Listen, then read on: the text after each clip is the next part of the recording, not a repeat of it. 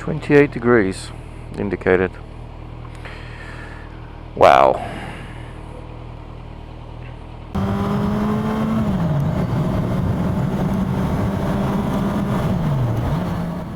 This Z1000SX replaces my previous sport bike, which was the Kawasaki Z1000SX. I hope you're alright, mate. I've ridden it for just over 1200 miles, I think, and I got the bigger capacity engine and the more comfortable pillion one because of my plans to go touring. That then didn't materialize.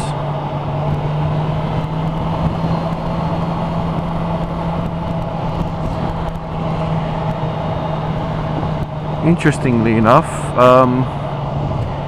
I find the seat on this motorbike harder and less comfortable over the whole day than the one on the Z1000SX. And to my recollection, my legs were a little bit more cramped in this one as well. They were a little bit more comfortable on the old bike, which is kind of interesting. This is supposed to be the bigger, more comfortable sports tourer, but I guess it is a little bit more sporty, and it has got a little bit more better ground clearance, etc. But just to note that, yeah, this seat is definitely not as comfy as the one on the 650, and I may look at doing something, putting an air cushion or maybe having a gel modification done to the seat at some stage. It's not urgent, it's not a big need right now, because for most of my weekend riding it's not an issue. But other than that, this bike is much more stable. It's heavier, it's much more stable. The suspension components are much more premium than the ones on the Z1000SX. You get all the adjustability at the shock and at the forks for preload and rebound damping and compression damping, and you also get traction control with this bike. So there are two engine modes, full and low, I guess, in terms of controlling the power, and there are 3 traction control levels, and you can switch it off. Now, great, but I'm finding that I just leave it in full and level 1, to be honest.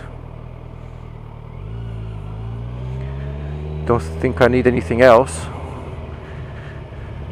At least I haven't seen any need to switch it to low power, and I haven't felt traction control 1 interfering with my riding. I do try to be smooth, so maybe it's me. Maybe I don't need traction control.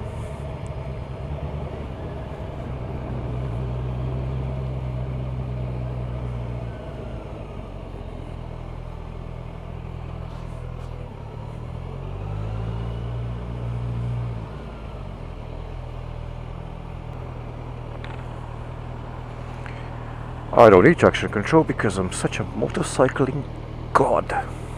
Haha, only joking, guys. Just giving you my opinion. And the suspension adjustments, the only one I really felt need to change was the preload on the rear shock, and I had to put it up quite high to adjust the rider sag, maybe because I'm such a fat bastard, but I was surprised how many clicks I had to put in on that to put the rider sag within the acceptable range. So I may be looking at some stage in the future to do a shock rebuild or a shock replacement, or do something about the springs or something like that. I've had a few friends recommend MCT suspension in Suffolk, I think it is, and so I may be going over there when I've got some money. See if I can make that range of adjustments more usable or useful. particularly want to be here.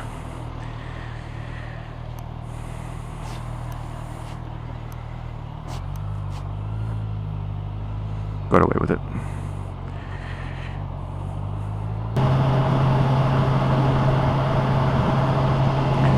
Comparing the Ninja 650 to the Z1000SX in terms of range as well, is very, very similar.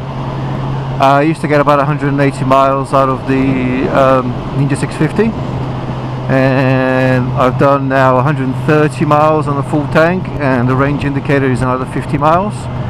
So it's similar. So it's about 180 miles altogether in a full tank, and that's mainly B-road riding with a little bit of commute today.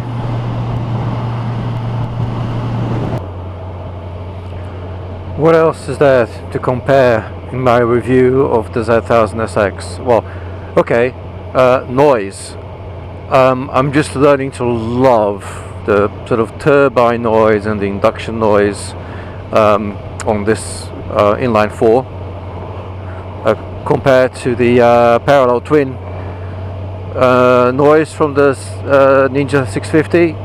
Oh, this is miles better. This is so much better, so much more enjoyable in terms of just the sensation, the the whole low drone hum. Loving it. Torque wise, power wise, day and night, this is so much better, so much more enjoyable, so much more stable around corners. Yeah, I'm very, very happy with this decision. I mean, don't get me wrong, I would have been very happy to keep the Ninja 650 as well. It was a great bike. It just wasn't going to be enough for what I planned to do.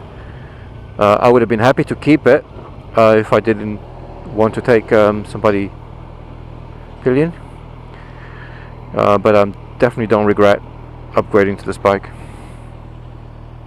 Loving it. Ba-da-ba-ba-ba.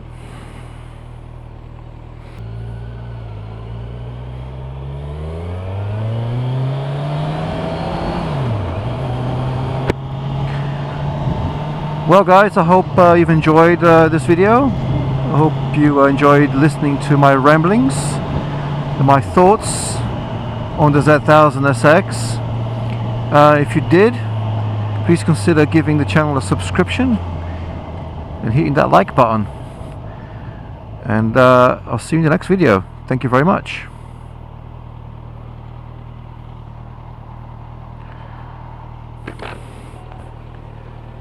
Can't hear you. It's very hot. What are you singing? What are you singing? What are you singing? I can't hear you.